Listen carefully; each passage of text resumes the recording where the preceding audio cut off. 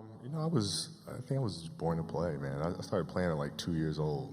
It was just I was just around the game a lot, and I gravitated to the ball, and I was completely geeking out about like the smell of the ball and like the way it sounds when it hits concrete versus how it hits a parquet floor, and like the sound of the nets and the different material of the nets. And to answer your question, I was born to do this thing, man, and I did it nonstop all day long from the age of 2 to when I retired, man.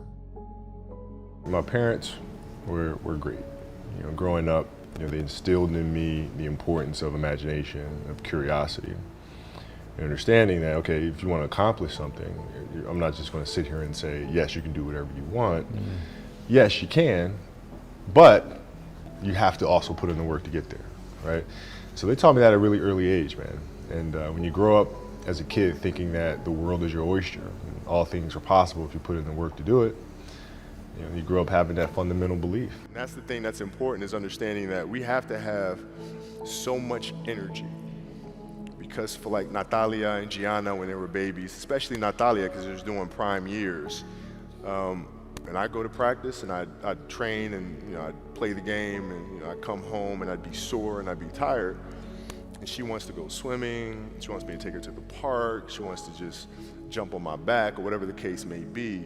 You can't say, I'm too tired, I'm going to lay down. That's not fair. She don't know what the hell's going on, right? And if this was a game, you'd suck it up and play. I played games with the flu. I played games with 102-degree fever, man. If I could work that hard every day, with being blessed with the physical tools that I have, what would my career be? And I made a promise to myself from that day that I was going to work that hard every single day, so that when I do retire, I have no regrets.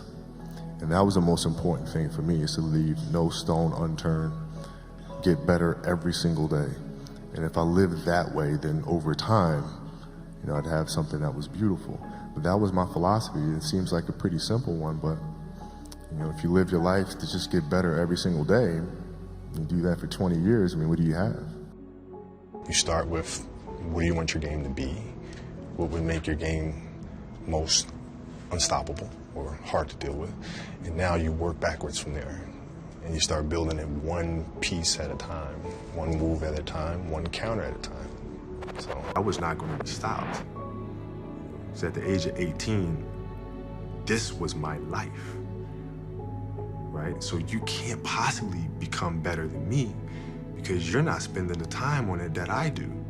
Even if you want to spend the time on it, you can't, because you have other things. You have other responsibilities that are taking you away from it. So I already won.